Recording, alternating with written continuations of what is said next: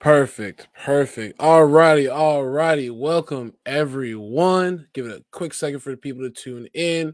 Obviously, you know me. My name is Jaylon, and I have something extremely valuable and exciting to share with you all today. So before we get into it, everybody, ladies and gentlemen, esteemed guests and visionaries of change. Today, we have the privilege of welcoming a remarkable individual to our stage. I am thrilled to introduce Antonio T. Smith Jr., a trailblazer in the realm of economic empowerment and a relentless advocate for the prosperity of Black communities. Antonio, a distinguished entrepreneur and thought leader, is the architect behind the transformative work Re-Segregation, Volume 1, The Power of Matrix, a master plan for Black group economics and wealth creation. This book is not just literature. It is a revolutionary blueprint aimed at reshaping the economic landscape for Black Americans today. His journey to success was significantly influenced by the teachings of Dr. Claud Anderson, whose wisdom is deeply ingrained in Antonio's strategies for wealth creation and economic independence. In this book, Antonio dissects the complexities of 7 key sectors: economics, finance, data information, manufacturing, infrastructure, communications, and human resources. He unveils how mastery and control over these areas can catalyze Black economic empowerment. Antonio's dedication extends beyond just writing. His mission is to enact real change, fostering economic independence and empowerment within Black communities. He stands before us not seeking anything in return, but with the hope that his insights will spark action and inspire transformation. Please join me in welcoming a man of vision and action, a beacon of hope for economic equality, and a true champion for the Black community, Antonio T. Smith Jr. Oh man, you made me sound like Dr. Claud Anderson, George Frazier, or something. Shoot, I'm trying to be a champion. We getting it in. I haven't lived long enough to be a champion. This has called me a warrior. Okay. We still fighting battles, right? Well, you know what I'm saying. Yeah, we got to get it in. I love it. So before we get into it, I want to do something a little quirky. Okay. Picture yourself on a beach right now. If you had one chance to get your prime drink, what would it be? Scotch. On a beach? On the beach. Scotch everywhere. Scotch on the beach. Scotch in the wintertime. Always Scotch. Any Scotch. Levitt's work, but Glenn Levitt's, but Scotch all day. And if it can't be Scotch, give me a whiskey, which is a version of Scotch, just not from Ireland, right? So yeah, Scotch all day. Okay. I love it. I'm more of a Tito's or tequila guy on the beach. So that's just fair enough. But let's get right into it. All right. So what was your inspiration when you wrote Re-Segregation? And how did Dr. Claud Anderson's teaching influence its development? So Dr. Claud Anderson teachings influenced the development completely, wholly, for sure. I read Powernomics. Strangely enough, it was actually a pastor that gave me Powernomics, strangely enough. And I thought that was pretty cool. But anywho, I'm not even sure why I brought it up, but it was actually a pastor that gave me that. And Dr. Claud Anderson did some great things for me with reading that book. Nevertheless, to answer your questions, it's kind of simple. I've always been a champion of Black wealth, Black health. I grew up homeless from 5 to 15. So I don't really have any influences that kind of messed me up too much, even though that particular experience messed me up plenty. So my inspiration behind the book was I was 6 figures at 18, but I started my own business at 14. I was too grown by 18. And I've always put my power back in my hands. I've always been a free thinker. And by the time I got the Dr. Claud Anderson book, which this book I actually dedicate to Dr. Claud Anderson, It was truly all about Black wealth for sure. And most of my followers, and the crazy thing is, I am extremely pro-Black, and I still have most of my following, the old white men, due to whatever reasons. It's crazy. I'm like the Dave Chappelle of business, right? It's crazy. But, you know, I'm trying to bring all my people with me, man. So the inspiration was, I don't like us struggling. I don't like us not getting it. I don't like us 17 well, we're not even 17 generations behind no more. The internet sped that up. We're more like, I write that down in the book mathematically. We're more like 30 generations behind now. By 2030, it's been reported by CNN, Forbes, that Black wealth will be down to zero. You know, like, it's crazy. It's Wow, crazy. that's Yeah, it's nuts. crazy, man. Yeah, it's crazy. So that's the inspiration for sure. Awesome. So obviously we all know money is never the root of all evil, but it is the power that forces everything to happen in this earth. So what are some key sectors that you have in this book? And can you elaborate on why you chose them specifically? Okay, that's a great question. So the key sectors are, they are economics. So you got that first. Dr. Claud Anderson talks about that. And this is why I kind of veer off a little bit. Well, I don't veer off. I add to finance, data information, manufacturing, infrastructure, communications, and human resources. So it's 7 of them. It's economic, finances, data information, manufacturing, infrastructure, communications, and human resources. Now, that's not a difference or an affront to Dr. Claude Anderson. It just, I got to write the book in 20. I've been writing this book since 2017, but I got to Wow. publish the book in 2023. You know, there was no blockchain, you know, when he wrote his book, and, you know, it's things like that. So I've got a little bit of information. But to answer the other questions, so I was a spy for the United States military. I started off as an intelligence analyst for the United States military, and then I became special operations. Some stuff I'll leave off camera, and my main job was psychological operations. It was to report to my colonel the 3 axes of advance of how the enemy will kill us.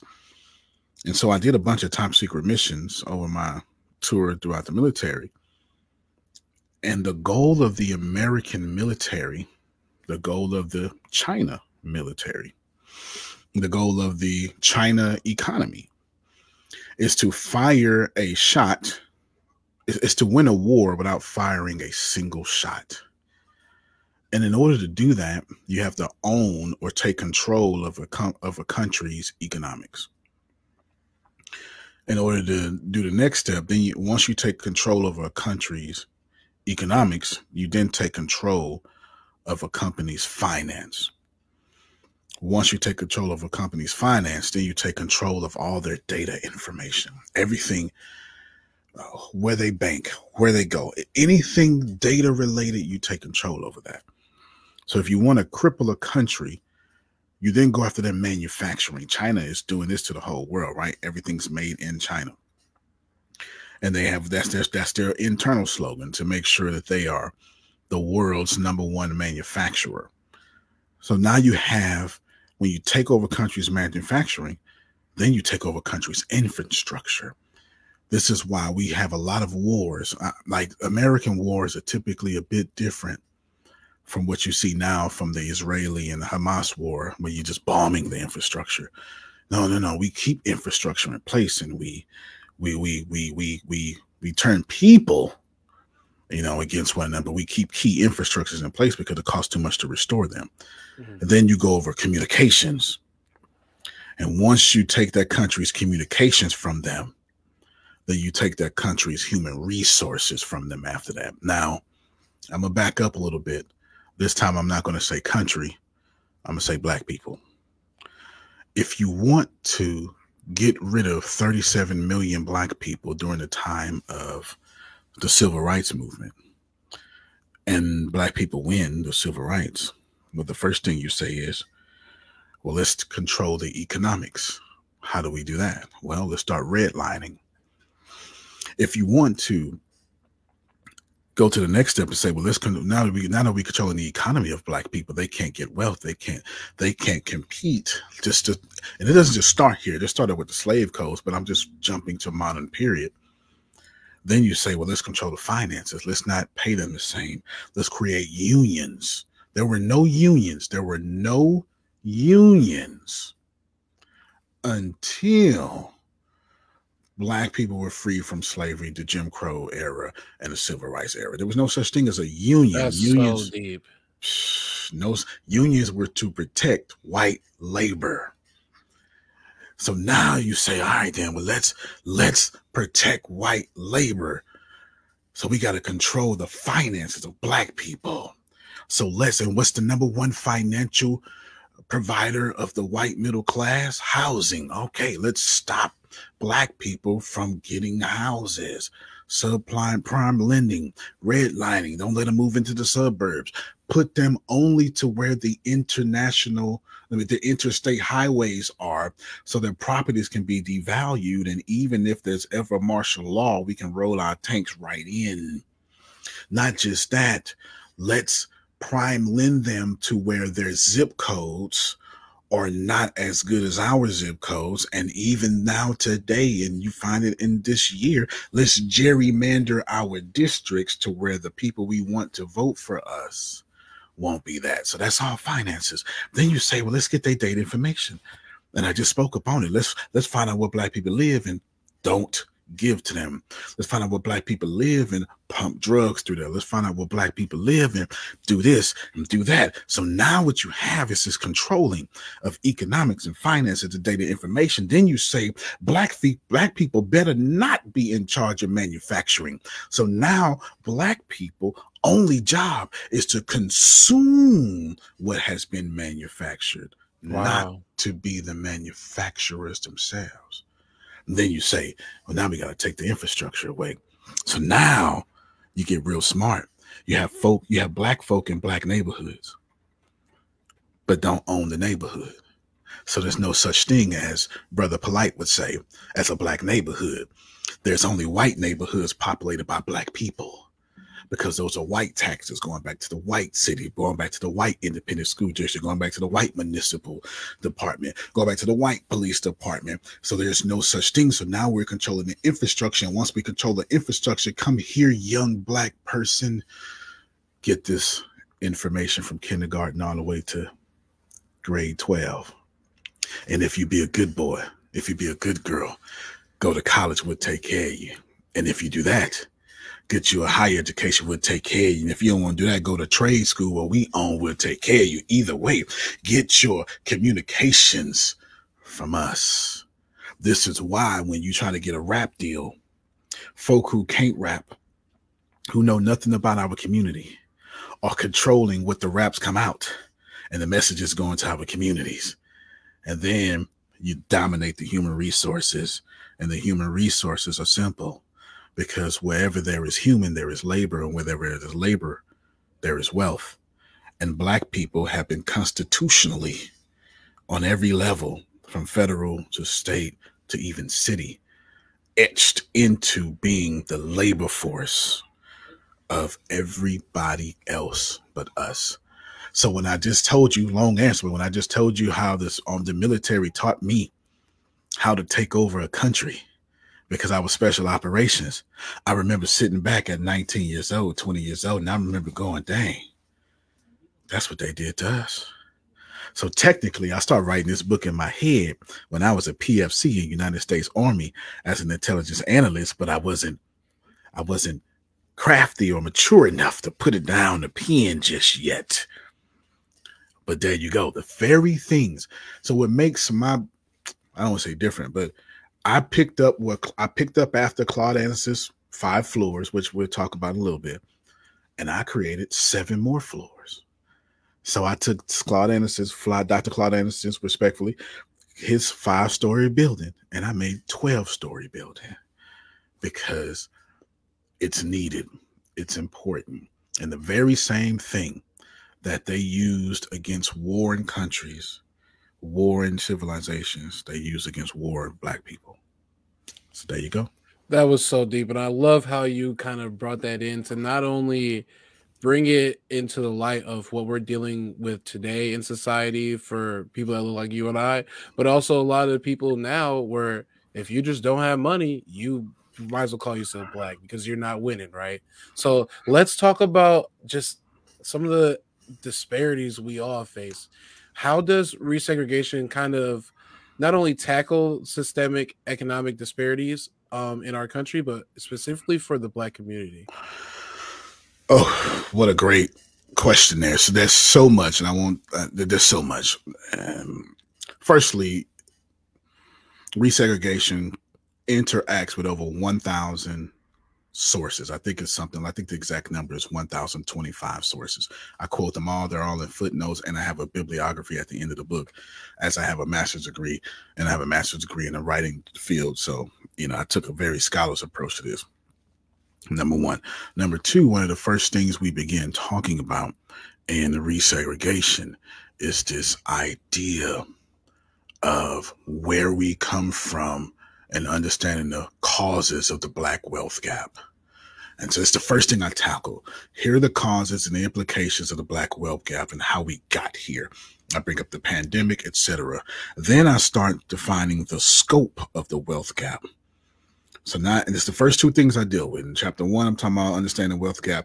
Then I start talking about defining the wealth gap. And this is where, to answer your question, where we start getting into the nitty gritty of things when I start defining how Black people need to start setting other wealth goals and what those goals should be.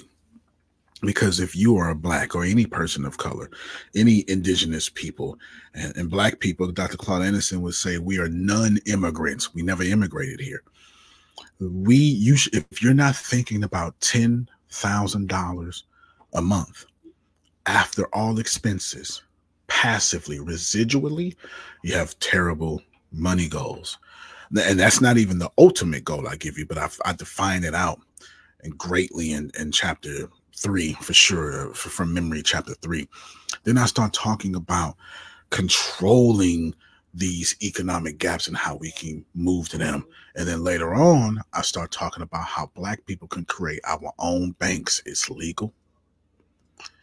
Now, I give a very wealthy way of doing it, but there's so many different ways to do it. It's so many different ways. Money only has value because the dominant culture says it does. We can make anything valuable. I'm drinking LaCroix right now. If I want to trade LaCroix cans and make it valuable, I can. You drinking LaCroix, so we both got LaCroix, right? So shout out to them. Y'all owe us money. Okay, both of y'all, y'all company owe us money because we just inadvertently gave you. That's it. You feel me? But we can make that into it, right? So we're tackling this wealth gap and tackling these approaches. But I got a whole chapter teaching Black people how to start a bank. I've been starting my own bank for 6 years now. I have my own economy. I have my own community. Don't nobody pay me. I sign checks. I put out direct deposits. I'm the white man with the money, to be a little bit charismatic here. This is what we do, right? And I give innovative approaches. And then I start talking about how Black people need to get into tech, blockchain. And if you don't get into technology, who are the first people they're going to fire? The folk they don't want to deal with. Oh, right? They're going to fire us. That's a whole nother chat. Just because, they're taking away all these jobs for anybody that ain't skilled. That means young, that means old, that means Black, white. And so that's a whole nother story in itself. But I don't want to hold you up. Keep going. Nah, you right. Look, they're gonna fire 2 of you, 1 of them, 3 of you, 1 of them. So man, the book in the Power Matrix is when we started off with that. Is when I bring up exactly how to do it. So really, the entire book it's not just a research book on how we got here, but every chapter is a step-by-step guide of how to get out, how to keep your money, how to multiply your money, how to even make that money. That was deep there. Yeah. Real talk. Approaches, innovative approaches to Black wealth, man. Harnessing Black unity, Black power, controlling resources, establishing yourself for resources, becoming a labor force, stop being consumer. So all that, man. Back to you, brother. No, that's awesome. We definitely have to play our role and do a lot. So there's a lot of people that may not know you, but as a tech billionaire, I gotta kind of get into tech, right? Because technology is a thing that's always evolving and moving further and further. Of course, this book has a little bit of technology and kind of financial tech in there. How does it envision these tools transforming Black wealth creation and Yeah, stability? no doubt. Okay, so my company is definitely hovering at a billion dollars, but I ain't quite a bit. Well, maybe I'm. If I'm not there, I'll be there in 6 months for sure. For sure, I'll be there in 6 months. But anyway, nevertheless, so I've been doing artificial intelligence since 2012. I'm a gifted programmer, and what I did, I snuck up on people. I kind of did the same strategy that Robert F. Smith did, when everybody found out he was a billionaire, when y'all wanted to know he was a billionaire, right? You gonna find out later. Catch me on Sports Centers, what Robert F. Smith said. Yeah, You let know them what I'm know when you saying? want them to know. I did the same thing. I just had no idea that he even existed, just like he had no idea I existed. You know what I'm saying? So I started. I've been running the same company since 1996. It's the same company. It changed as I changed. It's the same company since 1996. I've never changed it. It's added some different divisions, but never changed the company. So we as people of color, I'm not going to say that, because people of color is not the same thing as Black people. Black is a culture. They've involved a lot of other people of color inside of what we call Black, because that's how you dilute us from getting anything. Because if you don't want Jaylon to get $100 million, and you put people of color in there, now Vietnamese people are getting $100 million to start a nail shop, but you can't. I bet you can't apply to go get a nail salon because you're not the right people of color.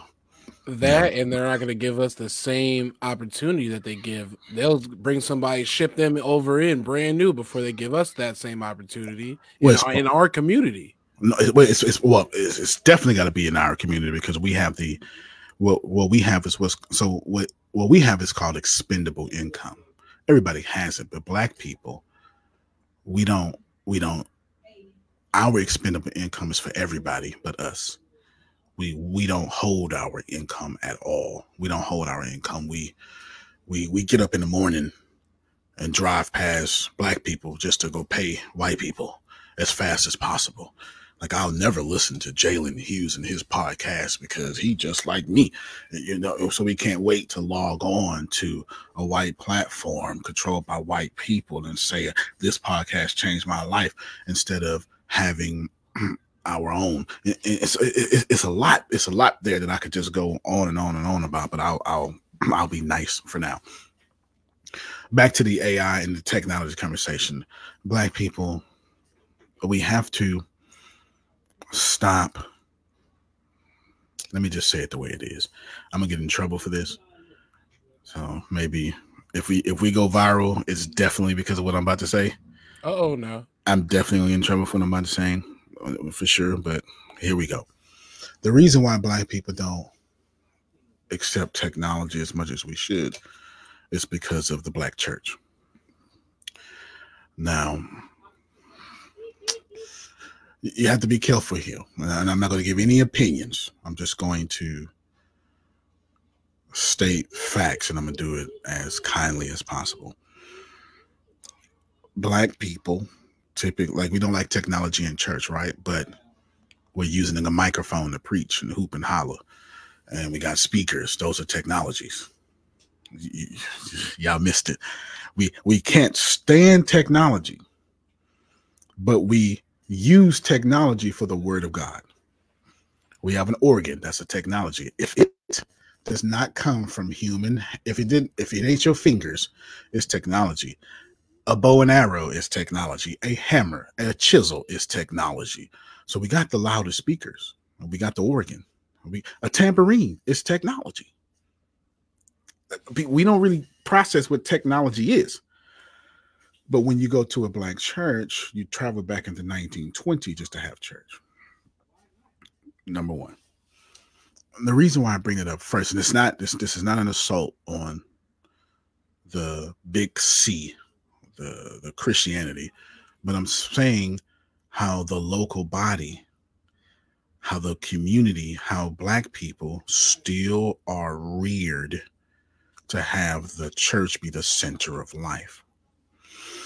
The problem with that is I've never benefited. Well, that's an opinion. Let me. That's an opinion. I'll remind me to come back. I've never benefited. I'll say it. It's a controversial statement, but it's an opinion. I want to keep opinions out of it just for right now. Yeah. The problem with that is we've been raising $250 million since, I don't know, 1850, and Black wealth has not gone up 1%. Because when we collect those funds, they're not collected to Black wealth. They're collected in the Black church with the white bank owns that mortgage and the flood insurance and the taxes and everything else. Well, not taxes, it's nonprofit, but everything else. And so since we don't embrace technology, typically, I think in America, you can look this up. Pew Report, Tom Rainier talks about this. I think the average church size in America is 17 members. Like that's real talk. That's real talk. The average church size in America is 17 members. So your average, 33, something like that. So when you don't embrace technology, the only people that can be on payroll is the pastor and the organist. I'll just sit that there for right now. That's deep. But it's also deep because I feel like people are declining from the church and we're losing our youth, but that's a whole nother story. So keep going. It definitely is another story. I want to comment on it so bad, but I will stick to the subject for now. And if that comes back up with everything in me, I got fire that wants me to comment on that. However, we embrace the Lord. We embrace the church. We embrace ecclesiology. Who has better worship than Black folk? I point them out. I dare you. I dare you. Find me somebody that love the Lord more than Black folk. And I ain't never seen it. I ain't never seen it. No, I ain't never seen it. There's a lot of people out there that'll condemn the next person because they're the top Christian out there, right? That's right. So the reason why I'm bringing this up because the church fundamentally acts like the casino and the corner store. Allow me to explain. So when you don't embrace technology, you become the consumer. So we are consumers of Christianity and not producers of it. All right, let me put this mic a little bit closer. I'm trying to get that. I'm trying to get you. I see where you're going, but I want them to see where you're going. Keep going. As I told y'all, this was going to get me in trouble, but the Bible did not happen. Doesn't matter if it's real or not. It didn't happen in Boston, Massachusetts. It happened in Africa. The entire Bible happened in Africa. Ain't no such thing in the Middle East. The entire Bible, Jerusalem is in Africa. The entire Bible happened in Africa. Yet, our experience with our religions, and this is the Christian thing. It doesn't look like this in the Muslim faith. It looks a little different in the Muslim faith. Muslims give about 7% more than Christians. Christianity is a bit, let me say that, the local body that does Christianity, because I'm not talking about the big C, I'm talking about the local body. I'm not talking about, oh my God, you asked a so bad question that this, like, when y'all go back and watch this video, just look at my face and go, this man won't answer, but he's not going to answer, but I am going to answer. But you know what I'm saying? We're going to get the hard facts out. You didn't come here not to tell the people what they need to hear now. All right. What does the casino do? It sits inside of a community with expendable resources and snatches their resources and never get back. What is the corner store? Not convenience store. A convenience store has a restroom. A corner store does not. What does a corner store do? Sit inside of a community that has expendable resources, snatches from that community, never gives back. I don't care. We love the black folk love the hood store. The hood store ain't never invested in your youth tackle football league. Hood store ain't never bought your Sunday dinner, not your Sunday dinner. What you talking? Y'all raising, you put the fishes, the fish. I said fishes, the fish and the sausage, and you raising them for pastor anniversary. Hood store ain't never gave that. They always got discounts on the cheap stuff too. So economically, my friends, economically, the casino, the corner store, and the church all sit in communities where expendable income is. Snatch from that community and never give back. And I know somebody gonna say, not my church, and I get it. I'm not trying to do a blanket statement. We're talking about for the most part. This is why, and we know this psychologically, this is why most black people don't even live in a neighborhood in which their church resides. Most black people don't even live in a neighborhood where their church resides. So it's a thing. So when you don't embrace technology, you embrace something else. So what is the opposite of embracing technology? Well, faith. Oh my God. Okay. Technology is to be embraced. Faith is to be embraced. A lot of people have problem embracing both. This is why you think there's a war between science and religion. This is why you have people have a war with zodiac signs, even though there's nothing about that witchcraft whatsoever. You have a war with conscious black people having an altar, but you go to the altar and pray because your Bible is African. This altar talk, this sacrifices talk is an African thing. All religions come from Africa. And to be honest with you, said kindly, all religions come from witchcraft. It's the first religion. But nevertheless, your Bible has 5 official sacrifices, to where Paul has to say in Romans chapter 12, 1 and 2, I beseech these brothers to be under the mercies of God, to be holy and acceptable, to be a living sacrifice. I'm doing it in order, but I'm also going out of order.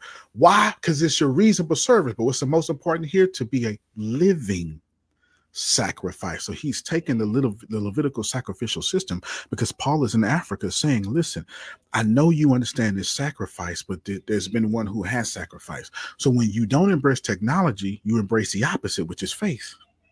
And faith says, don't question things. Faith says, don't do anything. God will do it for you. Rewind, press play. Faith says God will fight my battles. Yeah. But while God is fighting your battles, white folk went to chalkboards and fought that battle of mathematics and put us to the moon. Why? So there's an idea here. So what's the idea? You go to Beverly Hills. I'm in the Houston area, so you go to River Oaks. One church, 25 miles. You go to folk who have not embraced technology, 9 churches, 2 blocks. Come on, man. They're not ready for that. They're not ready for that. 9 churches, 2 blocks, 9 churches. You go to an affluent area, 1 church in the 25 miles out that area. It's not even a church in that area. That's 100%. So I haven't given my opinion. I want to, but I haven't given you my opinion. The opinion, I told you, remind me to say something. But the only time, and most people don't know, or most of your listeners won't know, but I pastored a church for 12 years. I just stopped actively pastoring not too long ago. And the only time I ever benefited from the black church is when I became the pastor. And it made me sick to my stomach. It's why I think I drew a salary from my church the first year I started pastoring for 1 month or 2. After that, I stopped drawing salary. Now, listen to me well. Your pastor deserves a salary. That's not what I said. I was gonna say they do work very hard. I No, love no, my no, no. pastor. Your pastor deserves a salary, and it's also in your Bible. It's in the book of Leviticus. Your pastor, you got, so there actually is 12, it's 13 tribes of Israel. We say 12 because the Levites don't count in that number, because they're supposed to be the 12 are supposed to tie to the Levites. I'm not telling you not to pay your pastor. I'm just saying that I had resources where I didn't have to draw for salary, so I did not. That's all I'm saying. That's all I'm saying. All right, go ahead, brother, because we already in deep doo We doo are. water. We are. And before we take our break, I want to kind of get a little bit back to what you were saying, because for me, I think representation and being able to see somebody do it in your field that looks like you is huge. So, me personally, I only know one black banker, and that's because of the circle that I'm in, and I don't really know him. So, can we discuss just a little bit about the significance of black owned banks and media platforms? Because they always try to control the narrative. And if we're pushing our voice out, we can control our own narrative. Well, whoever controls education controls the economy. So whoever controls the narrative controls the resources. So everybody on this planet and everybody listening to me, the only thing that's valuable on this planet is resources, nothing else. This microphone is not valuable. But wherever these resources came out of Africa, that was valuable. This is a $3,000 microphone. I don't even mean that as a humble flex. But somewhere there is somewhere in the dirt was these resources. That was the only thing that was valuable. And the only way to pay people is you have to control resources themselves.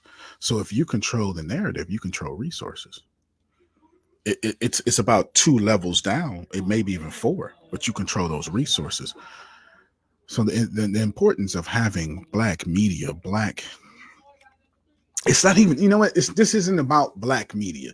This is not about black media. This is not about black representation. Here's the problem. Someone's going to get mad at me in the comment, and they're going to get so mad and say, why it can't just be black? It should be everybody. But here's the problem with that. Spanish folk got their own media because they have a language to close off their oppressor. French folk got their own media because they have a language to close off their oppressor. White folk got their own media. You hear when you go in the elevator, for God's sake. That elevator music is not Jay-Z. It is not Jay-Z. It is not black music. Black folk, all we have is a culture. They stole our language, forced us into another language, so now we can't use that language to protect our media, to protect our education. I am genuinely a black man right now speaking English. Now, I speak a few other languages, but I want you to process that information. 96% of my DNA comes from West Africa. But if I go to West Africa, which I do all the time, I'm going to get English. English just got here 500 years ago. They stole our language. So when you say black media representation, black books, black education representation, not only are you being wise, but the premise in itself is flawed, because only black folk need to have a BET, need to have black representation, because every other culture has representation but us. So nobody else calls it representation. They just call it Tuesday. That's so deep in itself.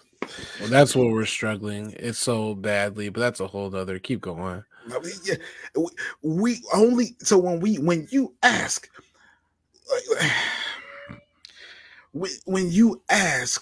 why did you write a black character? You have to ask that question because it's weird to write a black character. Like, I was born in 1981, so I started off the millennial generation, and I was old. Well, I wasn't old enough then, but I'm talking about Boomerang, Eddie Murphy, Halle Berry. It's a classic movie, classic movie. But maybe I was old enough, but about 2 years later, I got conscious enough to recognize, damn, that movie was controversial. The idea of Eddie Murphy having a all-black cast of all successful Black people that did not do any drugs or nothing was controversial at the time. Look it up. The Cosby Show was originally supposed to be janitors. Bill Cosby, and I don't mean to bring with the controversy, I'll leave that alone. Bill Cosby said, no, we're going to do doctors and lawyers. So this idea of representation is so flawed, not because we shouldn't be asking.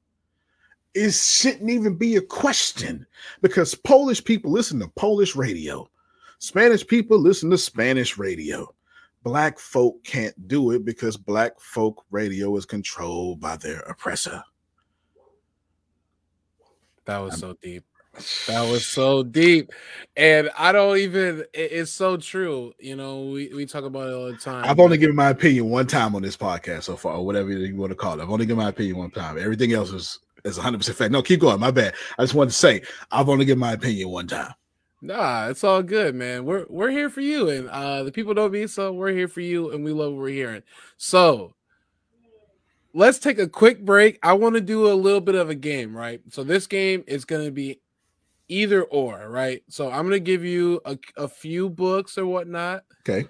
That I want you to say which one you think you would like best, and you can give a little bit blurbage if you like which one more than the other one. Is it like rapid fire? Is the game? It is going to be rapid fire. So I'm gonna keep it rapid fire. Then let's go. Perfect. Alrighty. So first one, right? Think and Grow Rich, or How to Win Friends and Influence People. Oh, I told you we were coming with it. How to Win Friends and Influence People. Don't Think and Grow Rich is my favorite book of all time, or one of them. How to Win Friends and Influence People. There's a reason why if we come back to it. Okay. 48 Laws of Power. 48 Laws of Power. Or the Art of Seduction. 48 Laws of Power. I don't even need the second one. 48 Laws of Power. Alrighty. You could have put the Bible next to it. I still would have said 48 Laws of Power. It doesn't matter. 48 Laws of It's the same. It's for the same reason I picked instead of Think and Grow. See, Think and Grow Rich is internal. Okay.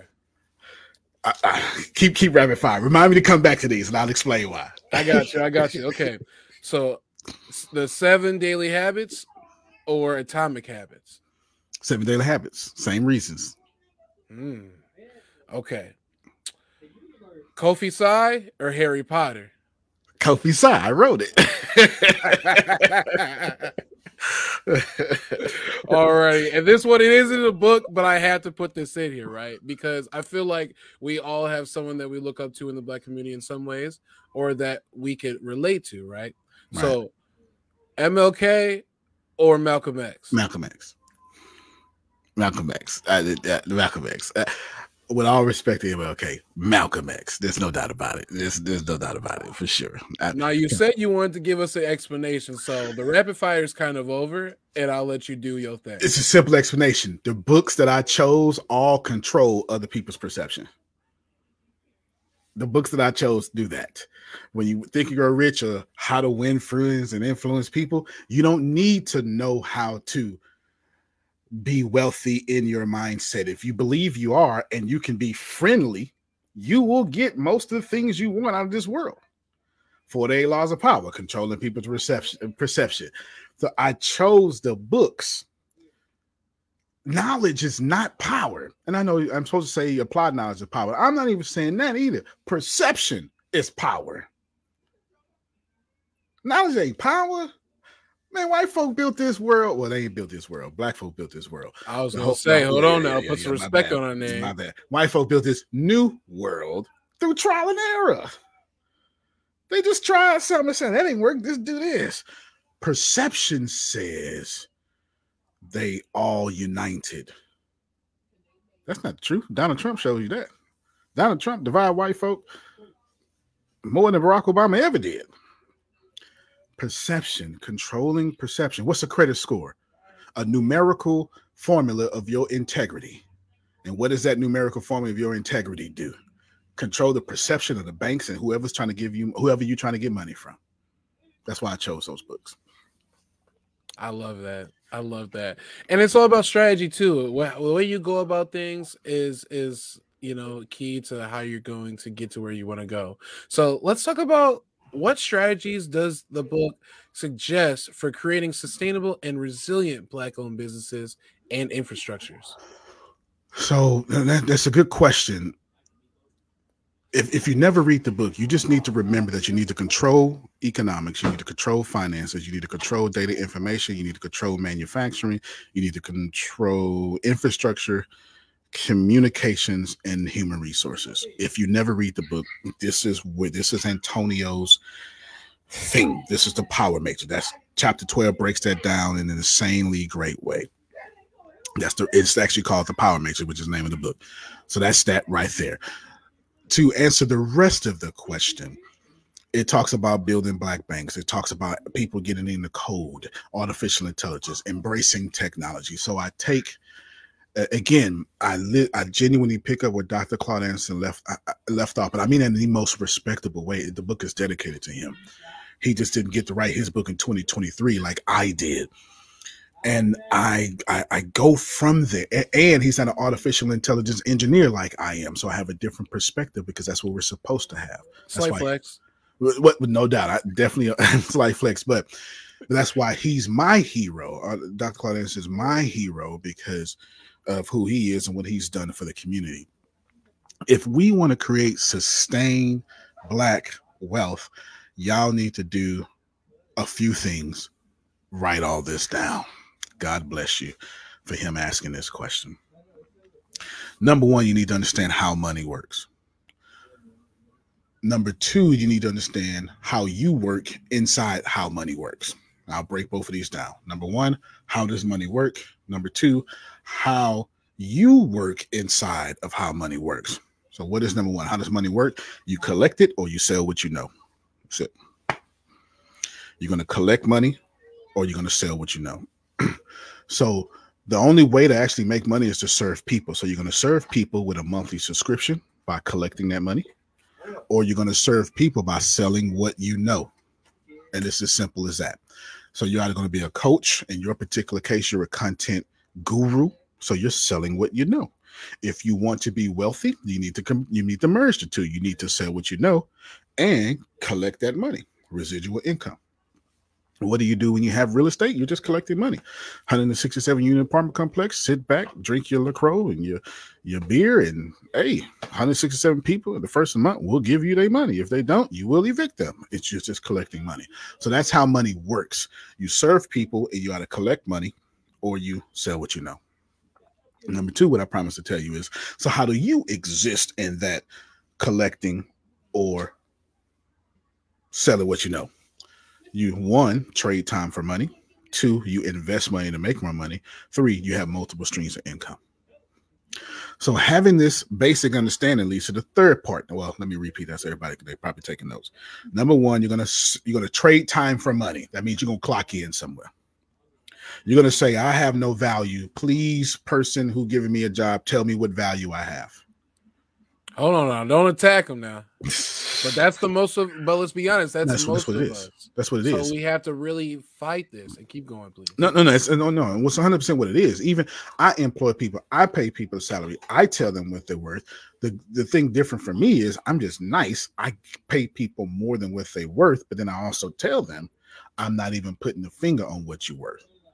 I just happen to be nice about mine, but it's also why I employ few people so I can overpay them than trying to put everybody on.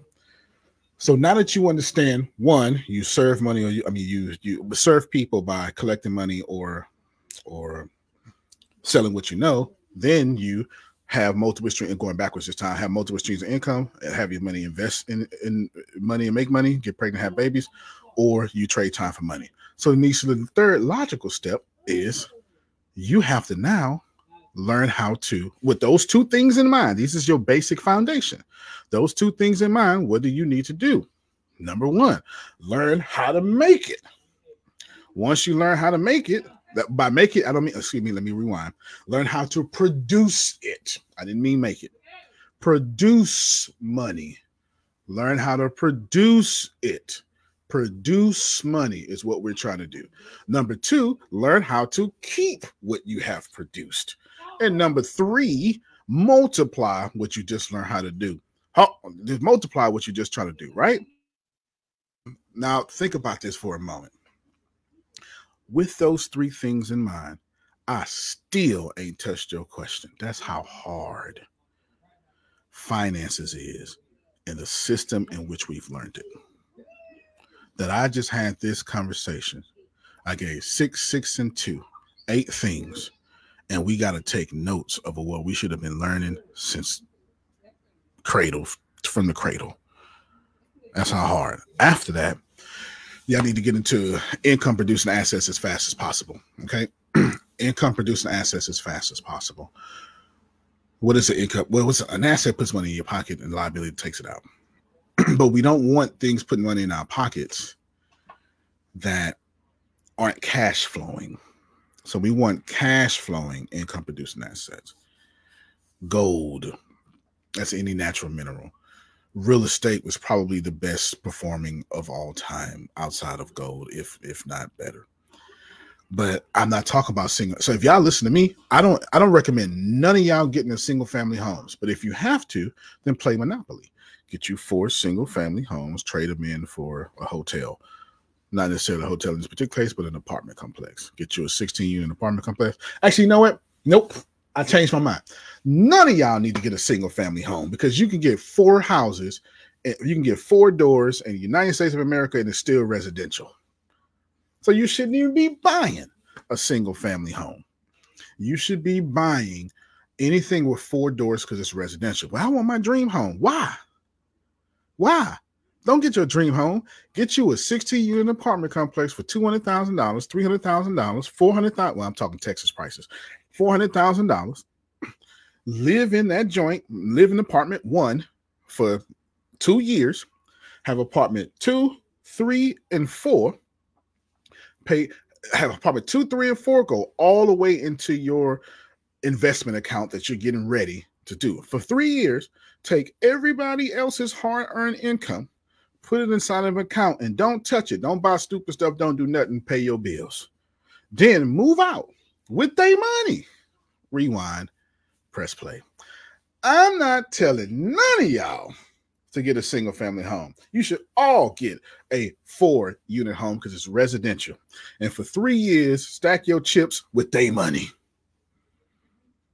Stack your chips with their money. Go ahead, bro. I'm just so glad you said that right now because literally now is the perfect time when coming up with this drop that we're going to have in 2024.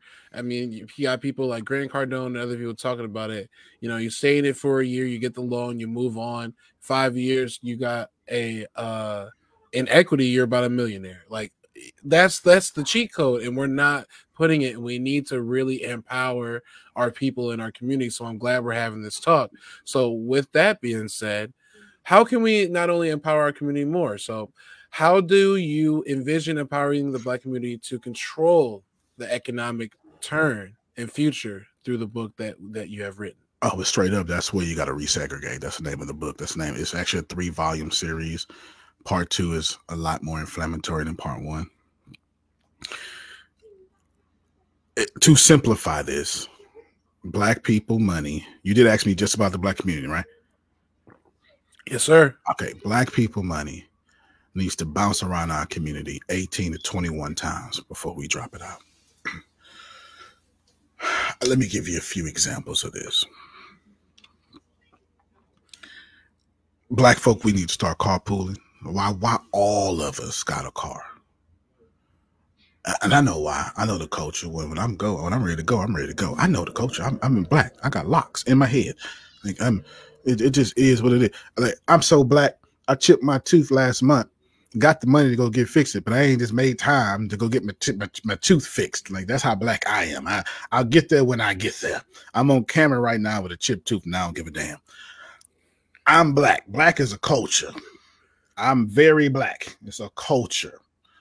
African is a race. Black is a culture. I am all of the culture that is Black. Okay. So I get the culture of being Black. However, if you get $7,000 worth of income tax, queen, king,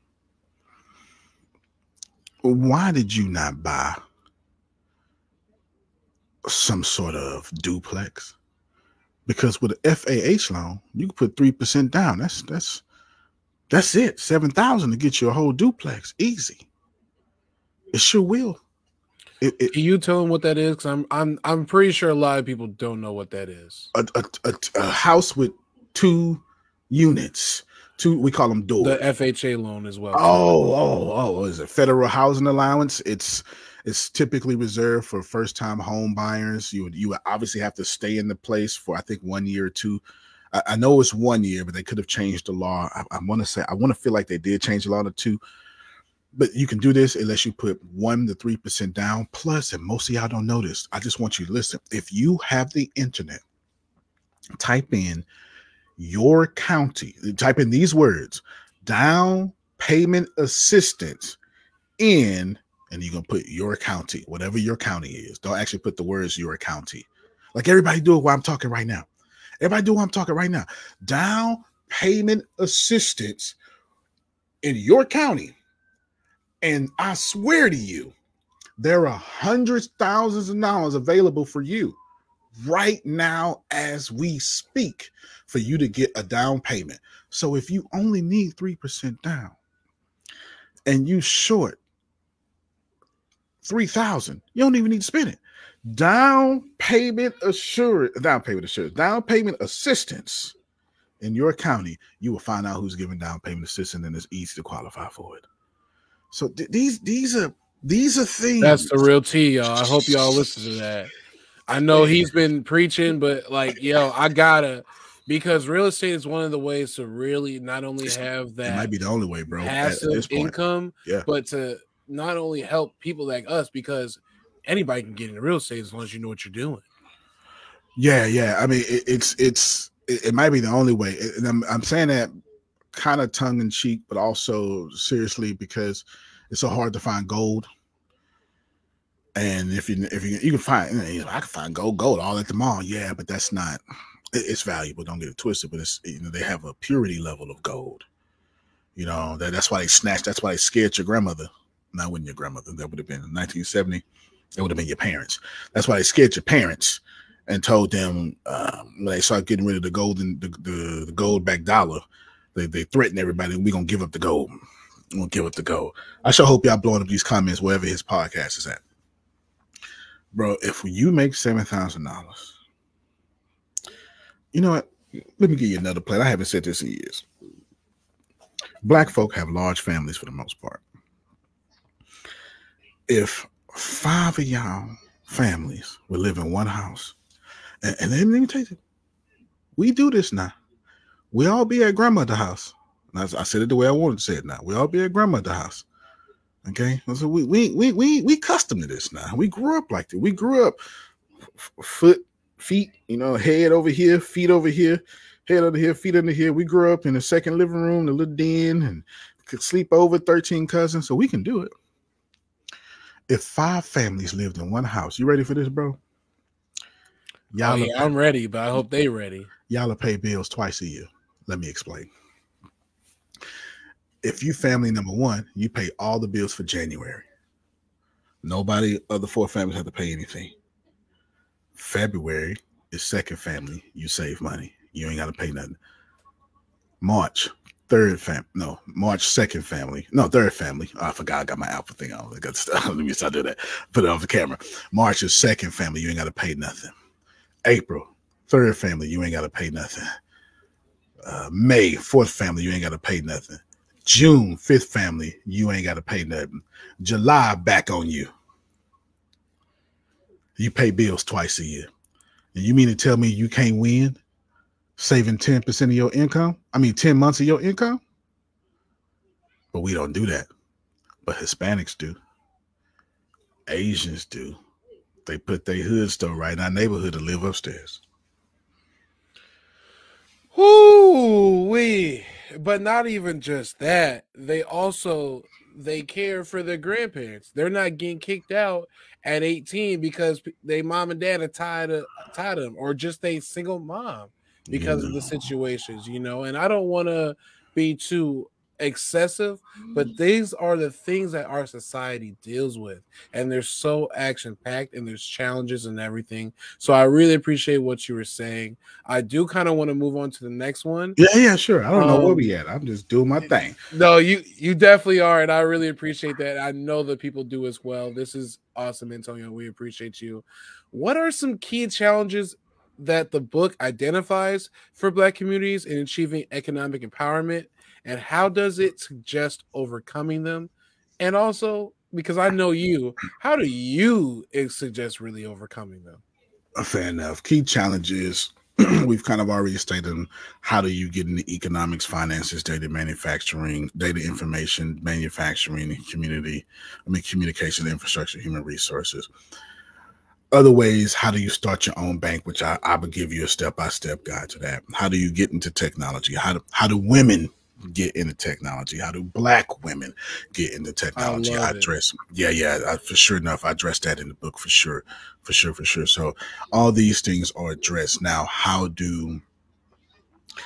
that's the key things I address. How does it apply to you all, and how do you get there? Well, actually, I actually the first two questions all in one. What else would I add to that? Like, if I had to rewrite the book over, what would I say? It's coming. Part two is going to address a lot more, but from a different perspective, not finances. Part one was all about finances. Part two is not. Part two is about racism and systematic oppression and systematic racism. But if I had to write the book over again, I would spend even more time on the AI revolution, and I would probably teach coding classes right in the middle of the book. I really would. That's probably what I would do. And I spent a lot of time on artificial intelligence and tech. I spent a lot of time. It's the whole big chunk of the book. But I would do even more of that, because I would spend that and real estate is the two things that I would even add even more into. That's what I would do, brother. Yeah, you got yourself muted. Yeah, I'm sorry. Yeah, Nah, I love that. That's awesome. That's definitely stuff we need. And we need to have a vision, right? We need to know where we're going, and we need to know not only the ways to go about it, but just how do we go together? And you've given us a lot of tea for that, so I really appreciate that. Word up. What future economic landscape does you envision for the Black community through the implementation of the power matrix?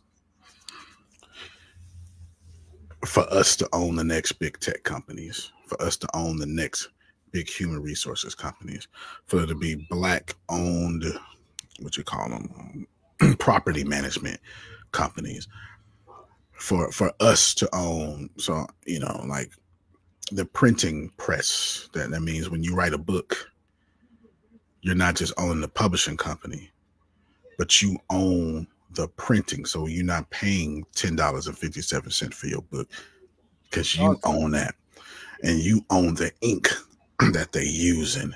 And then Amazon not taking 67, and it's not an Amazon problem. This is all third party problem, but Amazon is a cooperative here. So Amazon's not taking 67% of your profits because you own the Amazon. This is what I envision for Black people moving forward. That we are producing the iMac. We are developing. We're developing the privacy screens and the technology, the cases and the cameras. We own the dentist things. We're not just building tools. We own the silver that come out the ground. Like, this is what I envision. That we're not just building things, but we control the ground and how we produce and form those things. This is what I see for us. If you apply this book, obviously, because that's what you asked. No, definitely. And you know what? I definitely feel like you're a pioneer in what you're doing. And I'm trying to be a pioneer in my own, right? Because media, tech, all these things are the high money and also high influence, right? Because that is what this world is going to. So I definitely appreciate that. But I want to give a message to the readers. what would be a core message that you could give and a takeaway from resegregation, and what actions do you feel and hope they will take, each reader will take from this? So I'm gonna take this from Baby Boy in the movie. Robert Singleton. I think Robert Singleton passed. Did he pass? Robert Singleton passed. I think so. You're talking about Baby Boy with Jody, right? Yeah. Okay, good. Culture. Culture. Yes. I'm gonna give y'all readers. Yeah, I told you I'm black, bro. I'm not. You know what I'm saying? Yeah. I'm gonna take it from Baby Boy. Not Omar. What's Omar Gooden brother name? Anyway, we know who I'm talking about, though. You know, Cuba Gooding Jr. Oh no, so it's Omar. So it's Omar. It's Omar Gooden. I'm right. Cuba Gooden Jr. But it's Omar I'm talking about. So that's right. Gotcha. So Omar Gooden, at like the pitch point, at the plot turn 1 of the book, and I love it, bro. You probably gotta pull up the clip, man. That man say he look out and he say, Jody say, man, what's wrong with you, man? And he go, man, everything wrong with me, man. And he start going off, everything wrong with me. Say, what, man? Look, there's only 2 people, Jody. We are the producers or we consumers. And he hit that hard. And it's on YouTube for sure. Like, you know what I'm saying? Like, Baby Boy producers and consumers. You find it yourself. Baby Boy producers and consumers. If you find that clip, bro, you got to play it, man, for sure. Because it hit hard. That man. And Jody don't even see where he coming from. But by the time he done in a short little 2 minutes, you can see on his face, damn, I just heard something. I heard that, something about that. I heard, but I don't know, you know, we are the producers or we are consumers. It's what I hope you learn from this book, what I hope you get from this book. What do I hope you do after it? Be more producers. Be more producers. Don't. If you have to consume anything, make sure you get paid when you consume it upon consumption. New rule: if you don't get paid when you consume something within an instant or 30 days, you shouldn't have bought it. You shouldn't have bought it. That's deep. Run it. Spin a block for my people. Yes, sir. I got you. New rule: if you don't get paid when you consume something instantly or within 30 days, you shouldn't have bought it.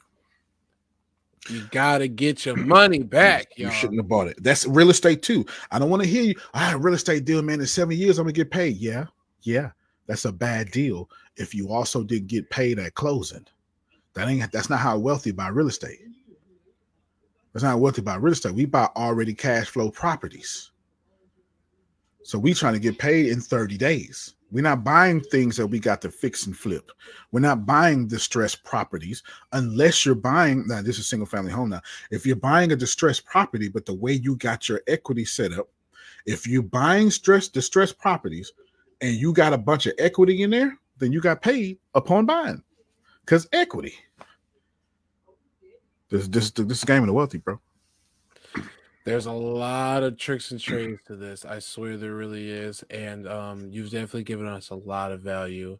So I know my people really appreciate that. And I appreciate that because I'm sitting here learning myself. So before we get up out of here, give them some closing moments that you might want people to know, not only about you, but about the book. Shout out your socials because people need to hear this tea that you are giving. And we're going to do it like that. No doubt. If y'all go to Amazon, Barnes & Noble, whatever, and type in Antonio T. Smith Jr., names on the screen. If you're hearing this audio later, just Antonio, like San Antonio, T, letter T, Junior Smith, and then Junior, JR. If you do that and then type in Resegregation, you'll find the book. Y'all go cop that for sure. Before we start recording, it was number 3 bestseller. Before we start recording, I have no idea where it's at now, but it was number 3 before we started recording. So it's a big deal. Number 1. If you want to reach out to me directly, let's say less, don't call me, but you can text me. It's not 1982. You can text me. Okay. I'm busy, but you can text 409-500. My bad. That was my blackness coming out. 409-500. There you go. 1546, that 500, 409-500-1546. 1546. You text me directly. I'll give you my socials there. If you just need to reach out to me on social, I use Instagram personally. So I don't really try to grow my Instagram. It's not really my thing. I just like Instagram. So I'm there a lot. You can search for me, Antonio T. Smith Jr., but everywhere I'm at the THE definite article ATSJR. The ATSJR, you'll find me everywhere. Definitely appreciate that. Before I get out here, dude, you have so many books out. I got one of them right now. Up on behind me. Yeah. Show it. Kofi Sai. I mean, you guys gotta come out. I'm a huge Harry Potter fan. And if you were during our little blurbage earlier in the break, I said that because I'm a huge Harry Potter fan and we need to see more Black representation in tech and in magic. And so if this is the book to get, if you guys are looking out there, also, you want to give them a little bit about WonderCon, or should I tell them about WonderCon? You can tell them about WonderCon, but I'll just say this here, that you have been a blessing, brother. I hope everybody subscribe to your podcast. I'm sure enough going to rip it off the internet. Ain't even going to lie to you. I'm going to play it everywhere, blow you up, but I'm just going to steal it. You ain't got to give me permission. I'm going to just jank that joint. Ain't anything for sure. Just want to give you your roses, man, before I run out of time. But you can go and tell them about WonderCon. Let me just set you up. WonderCon is our huge event coming up, and this man, Jaylon, is in charge. Go ahead, brother. I mean, you kind of just said all what needed to be said, but WonderCon is going to be an amazing event, y'all. Right now, I've been going live every day, and I'm going to go live again because y'all need to get these tickets. They are only $10 for virtual tickets for WonderCon right now for Black Friday, only going until November 27th. But I'll be honest with you guys. Regular price $799. Yeah, that regular price $799. I want y'all to think it's a $10 conference. The VIP ticket is $3,000. But anyway, keep going. Look, big money, no whammies. We're not just giving you amazing people, amazing value, amazing environment, but we're giving you a real environment to learn, to grow, and to become a wanderer, and to become someone that can really envision everything they want to envision and becomes the best versions of themselves through what we got going on. Antonio will be speaking. I will be speaking. We have a lot of other great speakers, and I know some of them are in my circle. So shout out to Kikafers and what they got going on. And honestly, this is the place to get it. So if you are looking for a ticket, definitely you can comment down here. I know my partner in crime, Grace, can get at you. If not, you're going to have to talk to me because you like me anyway, so it's really whatever. But we really, really appreciate Antonio for coming on today and all of his things.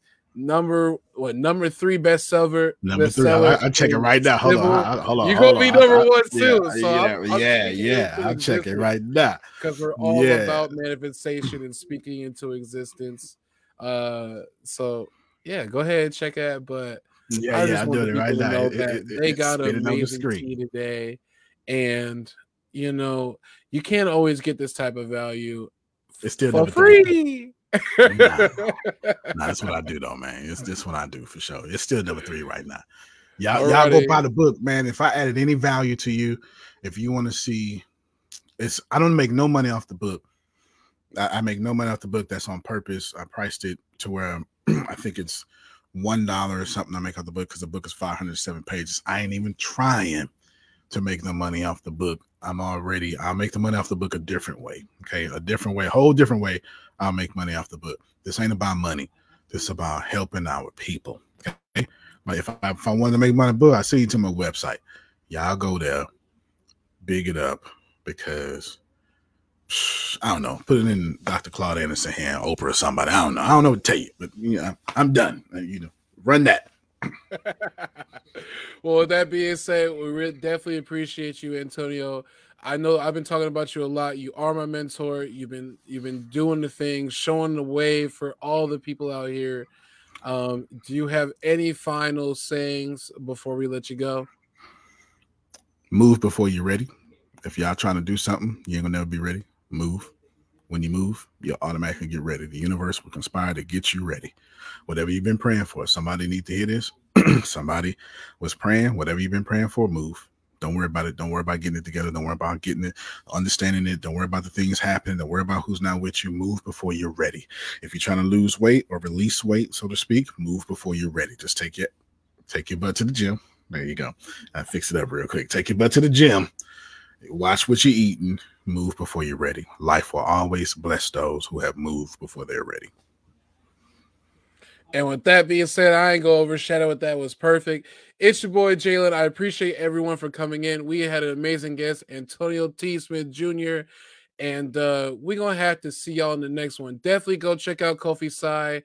And what was what we talked about again? The power. I'm sorry, man. We talked about resegregation, the power matrix. Resegregation, the power matrix. Definitely go check that out and become part of the community and the family. And we're gonna see you in the next one.